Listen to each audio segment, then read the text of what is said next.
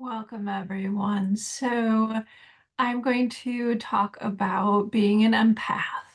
Empathic abilities, what that feels like, what that experience is like, as well as some misconceptions that people might have about being an empath. So, let's begin. If we were to talk about what being an empath is, the basis of that sort of ability or capacity within ourselves, it is an ability to reflect what another person is experiencing. In simplicity, somebody else feels sad, so we also feel sad. Somebody else has knee pain, so we also have knee pain. That's a good starter point to start from because empathic capacities can be divided into different categories. And those categories are physical, emotional, and then energetic or spiritual. And so somebody who has emotional empathic abilities will do exactly what I just talked about. Another person will feel grief, will feel anger, will feel joy, and being near them, being around them, you also feel that emotion in tandem with them. That is the heart of the empathic experience, is experiencing something alongside somebody or in tandem with them. As I'm going to get into in a moment, it is not taking on somebody's emotions. It is genuinely from a place within, experiencing that type of reflective capacity, that mirror, and experiencing something in tandem with somebody. And so if we were to talk about emotional empathy, it is exactly what I talked about. It is being around somebody who is grieving, and you also, experience that grief physically. If somebody's having back pain, noticing that back pain, um, energetically, there can be some people who have a sense of how and feel how other people's energy is flowing through their body or not. These people make really great sort of medical intuitives because they can get a sense of what is going on in the body physically as well as energetically at an organ and tissue level, and really start to hone their skills and differentiate there. There is also a state of spiritual empathy that isn't talked about a lot, but it is the capacity to sit with somebody in all of this. So all those traits, physically, emotionally, energetically, and be in tune. Um, and what that leads to is a sense of how somebody else's soul is doing and an ability to sort of sit with that person in their suffering, to feel in tandem, to feel alongside that person exactly where they are spiritually. And so this may be an existential thing of feeling into that person's emotional despair, and might also be energetically joining them, spiritually joining them, as if they are in a dark cave or dark night of the soul in complete midnight. um, I do find that with empathic capacities that people tend to focus on the negative, but there is a lot of positive as well, is that you can feel in tandem somebody else's awakening, somebody else's awake spirit, somebody else's enthusiasm, somebody else's joy. And that's important to note as well, because that experience in tandem happens to people who are empathic. And so they may notice that when they're around somebody who's really happy or who has a lot of energy, for example, somebody going through a spiritual awakening, who's kind of past the misery of it all, that they will notice that their energy starts to shift and change and lighten and ease and process around that type of person. So I would define empathy from a starting point as feeling something in tandem with somebody else.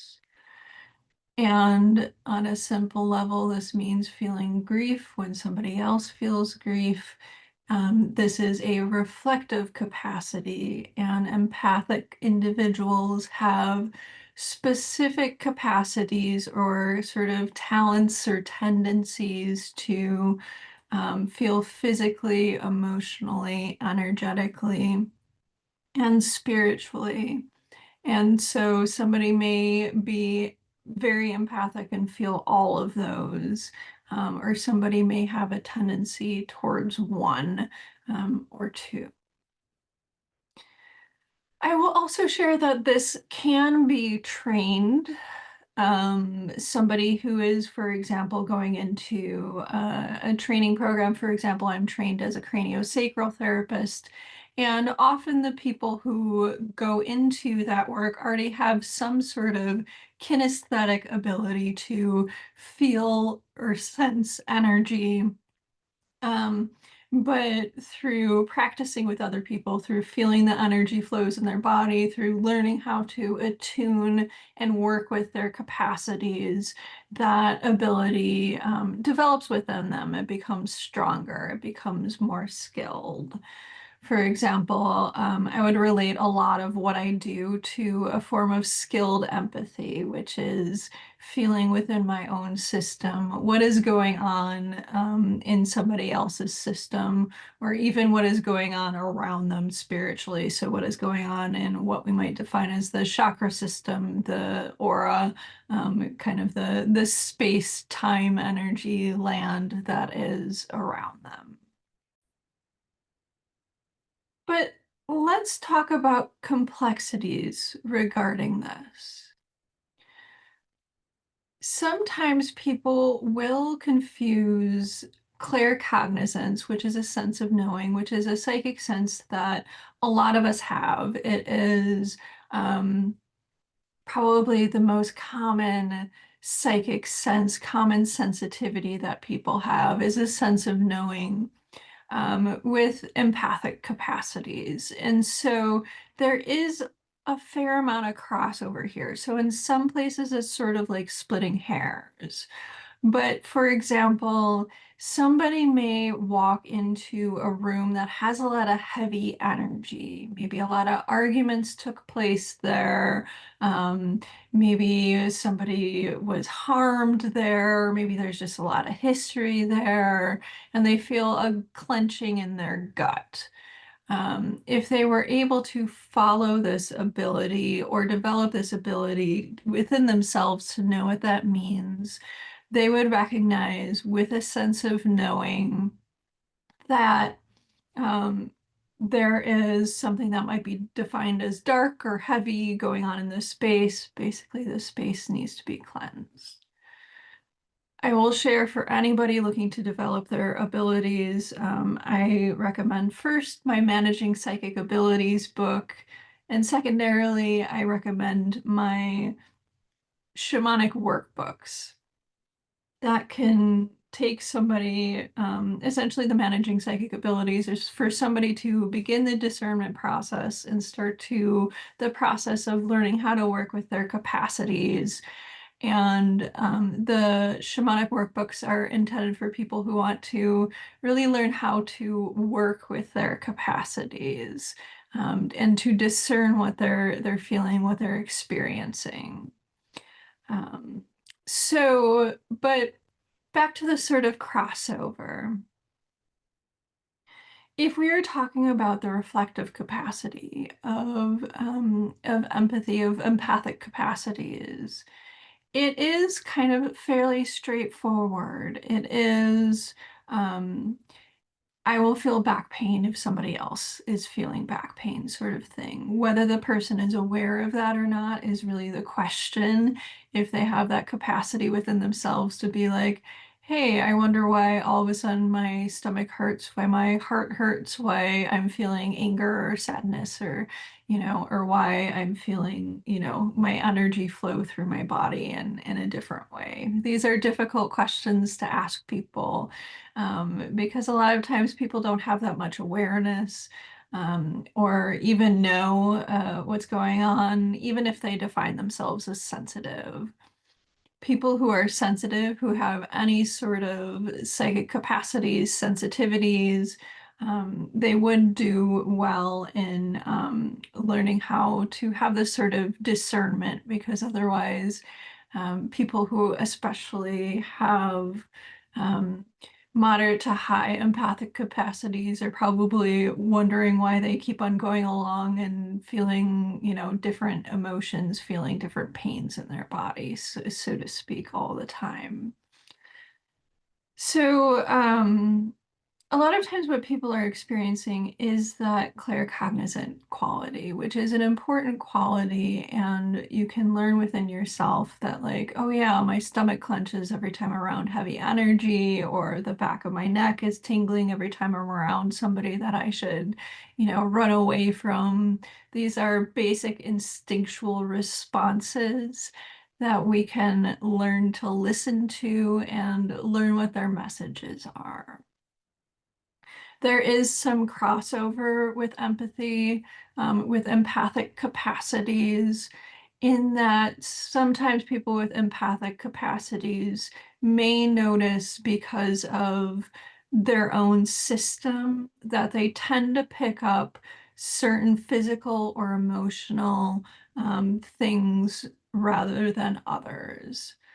And when I say pick up, I don't necessarily mean absorb, which I'm going to get into in a moment. What I mean is that, on a simple level, if you have back pain, you may have a tendency to pick up other people's back pain as well. And so this leads to a confusing process, in discerning what is your back pain versus what are you sort of picking up from the person in front of you. What are you feeling in tandem, I should say, with the person in front of you? So let's talk about misconceptions about empathic capacities, because there are a lot of them out there. I talked about claircognizance, which is another psychic capacity. And quite frankly, it's a little bit of splitting hairs to be like, oh, my stomach is clenching because there's heavy energy here, or my stomach is clenching because, this person in front of me is, has heavier energy, has something going on with themselves, versus that reflective capacity of feeling that person's heartache directly in the heart space as a defined heartache. So there's a little bit of splitting hairs, but it can be helpful to have these definitions and to sort of parse them out, because this isn't about ego. It is about learning about your own system and how it processes and takes on energy. And so you understanding that you have claircognizance, that you have, clairsentience, those are clear knowing, clear seeing capacities, or clear feeling capacities, can be helpful, because they're going to be with those specific cues felt in your body, versus empathic capacities, where things are felt in tandem in the place and with the emotion that the other person is experiencing. So essentially, that mirror quality versus your own system being like, oh, heavy energy. Whenever there's heavy energy, I'm going to clamp down on my stomach. Whenever I am feeling negative energy from other people, I'm going to feel it in my neck and shoulders, sort of thing. So that's helpful to figure out for your own sort of sanity, for your own education, regarding your own experiences. The difficulty, of course, is that a lot of people fall under having claircognizance, clairsentience, or empathic capacities. But there are a lot of people who have many different psychic capacities. And so in that system, it can be more difficult to figure out what the cues of the body are when approaching people, lands, and situations versus when you are experiencing something in tandem with somebody like that mirror-like quality, because you may experience both. You may walk into a room and there is a person there who is deep in grief.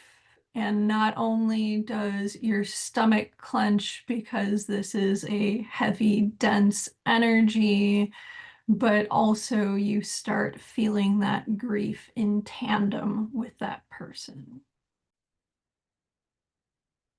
But let's talk a little bit about what else people sort of misconstrue empathic capacities as. And this is really significant.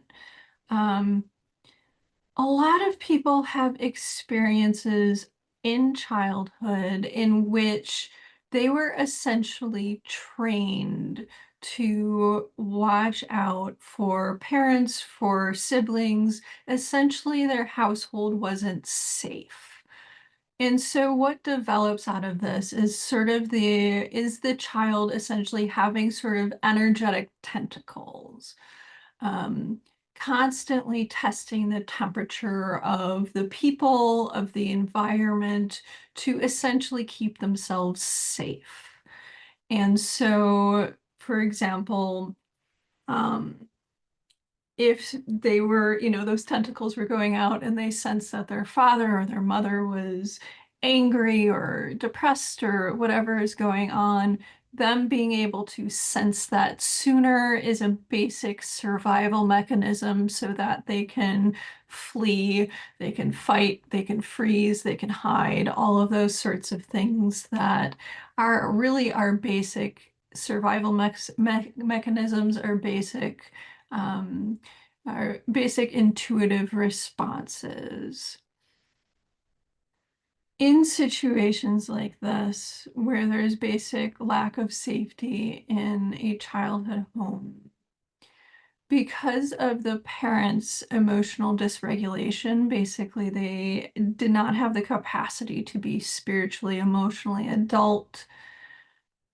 Sometimes children will be asked to step into that adult role way too early. And so essentially what that means is that they will become mini parents to their other siblings. They will become mini counselors or therapists. They will learn to sense the emotions in others in order to caretake for them.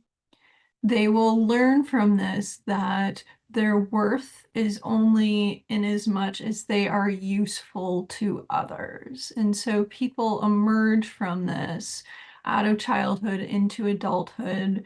They tend to go into helping and healing professions, and living out that self-worth is related to use sort of thing. And also their natural developed talents and capacities to sense the emotions and pains and sort of temperature of places and people. This is a very, very common pattern. And so they will be the natural kind of therapists of the world, the natural sort of healers, or we might use the term wounded healers of the world. And it all develops from this sense of needing to caretake for others before the self in order to ensure safety. Because as a child, if your parent is not emotionally regulated, if your parent is not calm and safe and okay, then there's no way for you as a child to be calm and safe and okay. We require our parents and sometimes their siblings to be in a place of general okayness. And so what happens with this very common energetic pattern is that children learn to take care of others before themselves, kind of decimate their own, wants and needs, in order to caretake for others, to ensure their own basic okayness, to ensure that they will be taken care of. And as many who have experienced this know, what happens is that people will be stuck in energetic patterns where they give and give and give in hopes of receiving back, and what they receive back is much smaller than what they're giving out. This is, if I were to say what top 5 patterns in my practice, or people coming to see me, top 5 contracts basically people have created. I can do another video on that if people are curious, but I talk about it in my Body Deva book, basically agreements we create with ourselves on a conscious or subconscious level. One of them is the need to take care of others before the self, to ensure kind of safety. And what happens is a lot of resentment, a lot of frustration, a lot of beliefs about people not being, very good or kind, and that sort of stuff, because they are stuck in this contract of giving away all of their energy and receiving very little back in return. And so, what tends to happen with people like this is that they start to absorb everything around them like a sponge. So, they tend to absorb other people's emotions and physical pain. They tend to absorb what is happening in an environment. And this person may or may not have empathic capacities, they may or may not be an empath. So let me describe this a little bit further. When somebody is absorbing or taking on energy like this, it is not that energetic, emotional, physical resonance. It is not that mirror. It is not feeling in tandem. It is most often an absorbing of general energy. So, and an experience of personal reactivity to that. And that personal reactivity almost always is anger, frustration, and ultimately fear. Somebody is absorbing that energy because they had an experience at one point in time, or many points in time, of being basically unsafe. And so they have learned how to take on or absorb energy in order to feel safe. Because if all of that energy was within them, then their parent won't be as angry and might not lash out at them. Their parent might not be as depressed or physically ill, and might actually be able to fix them a meal or give them a hug, or, whatever the thought is. So I will mention again how common this pattern is. And for people to step out of it, there is a need to look at the source, to look at that inner child who feels so unsafe, to look at self-worth issues that have placed them in the point of needing to be useful in order to be loved, in order to be cared for. And an energetic letting go of that contract of, giving out much more than we receive back. A lot of people believe that this pattern that I just talked about is empathy, it is empathic capacities, and it is not technically. It is somebody who is stuck in a trauma response. It is somebody who is stuck in that reactivity cycle, and a real need to take on the energy around them in order to feel safe.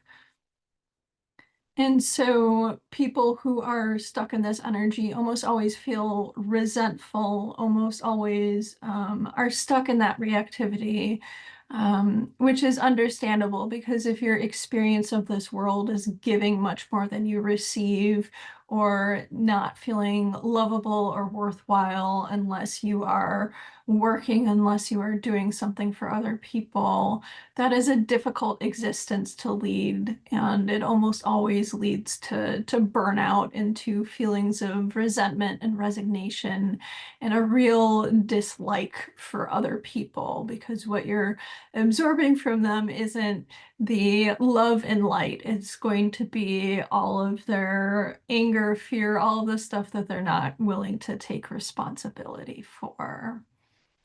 And so, how do we differentiate between empathic capacities and this very common pattern I talk about? Well, one is that mirror quality that I talk about, that feeling in tandem with somebody. Essentially, going back to if somebody else is feeling grief, we feel grief. With somebody who is in this childhood trauma pattern, what they will be experiencing is overwhelm, it is exhaustion, it is reactions of frustration and anger, um, and resentment, and rightfully so. And it is almost always a feeling of dislike or desire to separate from other people. So let's talk about the difficulties with this. A certain percentage of people who experience this childhood trauma pattern that I'm talking about genuinely are empaths. The issue is that they are unskilled. They don't know what to do with things. And there's also this overwhelming childhood pattern of lack of safety, of needing to absorb, that is clouding their empathic capacities, their ability to feel with somebody instead of for them. When you are skilled with empathic capacities, you do not take on the other person's energy. You are feeling it and experiencing it with them. You are a mirror, much like the mirror, I won't go there because there's like a lot of complexities with mirrors and talking about mirror energetics and how much energy they absorb, but totally different thought or course. But essentially, the biggest differentiation between this pattern that I'm talking about that people commonly believe as empathic capacities, which really is a state of needing to absorb energy from childhood, lack of safety, versus empathic capacities, is that empathic individuals feel in tandem. They do not absorb energy because there isn't that contract there. There isn't that need to absorb energy on some level for safety. So I will say that the vast majority of people, and we're sort of over the wave of people being like, oh, I'm an empath, people are have kind of culturally moved on to other things, I believe. I'm not as into places that talk about that sort of stuff. So maybe it's still very prevalent. But I will say overwhelmingly people will talk about that as being empathic. And again, it isn't being like, oh, you're not a true empath or anything like that. It is more a question of how to heal and how to get into a state of balance from my perspective as a spiritual practitioner. Because the person who is coming to me and relating that they're having difficulty because they feel grief every time another person feels grief and aren't sure what to do about that, versus somebody who is in a state of resentment and burnout because they're absorbing everybody else's energy. Those are two different paths or needs for healing. But let's talk about one more misconception that people sometimes believe is empathic capacities. I will say that sometimes people are stuck in a state of well, self-absorption. We might, at the extremes of this, we might even talk about it as personality disorders, particularly kind of cluster B personality disorders. So borderline narcissism, histrionic personality disorders. Um, Everybody kind of like in that cluster. Some of them tend to think that they are empaths. And the reason for this is that if we do not have much self-awareness, or if we are sort of stuck in a state of, kind of that cluster B personality disorder state, is that there is a lack of recognizing other people. And so what happens with the mind and sort of the energy field of somebody who's stuck like this is that other people become sort of like, side characters in their quest. But really, they are treated like objects. They are treated like extensions of self. And so the narcissistic individuals out there, and I'm just saying that not as a clinical diagnosis, but just that tendency towards narcissism will see other people not as people in their own right, but sort of like an extension of self, like they're an arm or a leg or something like that.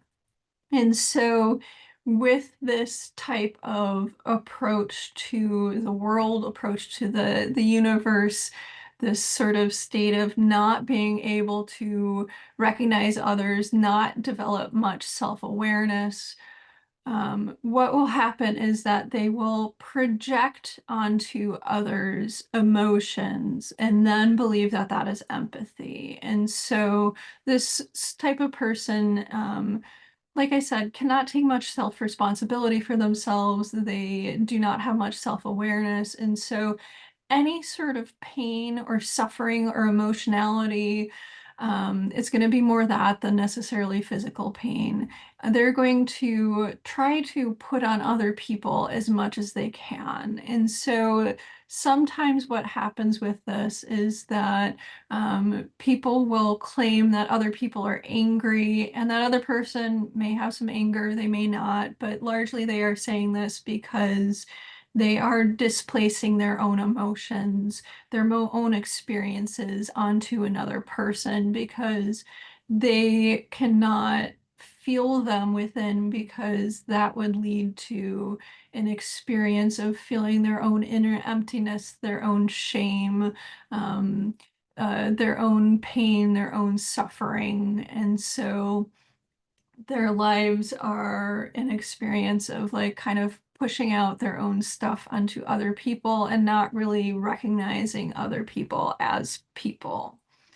And so people are in varying states of this. If we were to talk about personality disorders, people kind of stuck in that are very stuck in that. But a lot of people just simply are not very aware, and they aren't in a state where you'd be like, oh, that person has borderline personality disorder or anything like that. But they just don't have much reflective capacity within themselves. And so, because they cannot feel their own emotions, they are not at the point of being cognizant of them. They will tend to believe that they are empathic because it gives them the capacity to put their own emotions, their own beliefs, their own thoughts onto other people. So, one last thing about empathy, about empathic capacities. It is thought that, and there's of course debate about this, as there is with all scientific thought, that there is this structure in the brain that is actually called mirror neurons. So we have this neuronal circuit within the brain that actually has what we call mirror neurons. And there is a thought that people who have greater empathic capacities, that they may have more mirror neurons. And what that means is that they have greater capacity to see and feel and experience in tandem what other people are experiencing and feeling.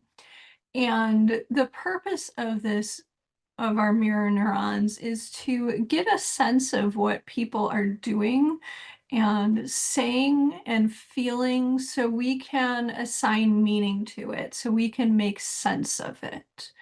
So, for example, an interesting side note is that there is a thought that perhaps individuals who are autistic may have less mirror neurons, which causes for them to, in some cases, lack the capacity to kind of pick up what people are putting down, so to speak, to be able to really make sense of situations in a way that somebody who has more mirror neurons would be able to. And so I'm just bringing that in as like kind of a last thought, because you will find that over time there's always a lag, but that science eventually catches up to what spirituality has been talking about for a long period of time. And so, um, you know, tantric Kashmir Shaivism, New Age sort of thoughts about the energy system in the body and all of the clairs and all of that sort of stuff. And especially when it comes to empathic capacities, you will now hear, I read a book a long time ago, I forget the name, but I can look it up, of a surgeon or a doctor, maybe he was a surgeon, but he was talking about how, relating his empathic capacities and how it benefited his career, but he was talking about it all under the guise of mirror neurons, because that gave him language that was okay rather than being, psychic, so to speak. So I will share that. And the last thing that I will say is that there are skills that people can develop in terms of empathic capacities in order to make sense of them, in order to understand them, in order to have discernment. But I will say that even when you develop those skills, that empathic capacities are difficult because you do feel more, you are more sensitive, and this in some ways does make you an outlier to a reality that very much seeks oblivion, that very much seeks dissociation these days, that seeks distraction from self, that moves away from pain, moves towards the pleasure principle, rather into states of feeling. And so for somebody to have especially moderate to high levels of empathic capacities, um, there can be a process of acceptance, of recognition of, kind of accepting the outlier position in society, and also a real need for caretaking for self. Um, and learning how to do that in a way that is compassionate, that has grace to it for self, rather than continually beating yourself up because you're feeling the sadness of another person, the sadness of the world, the sadness of the earth, the sadness of a rainstorm coming in, whatever level of empathic capacities are out there.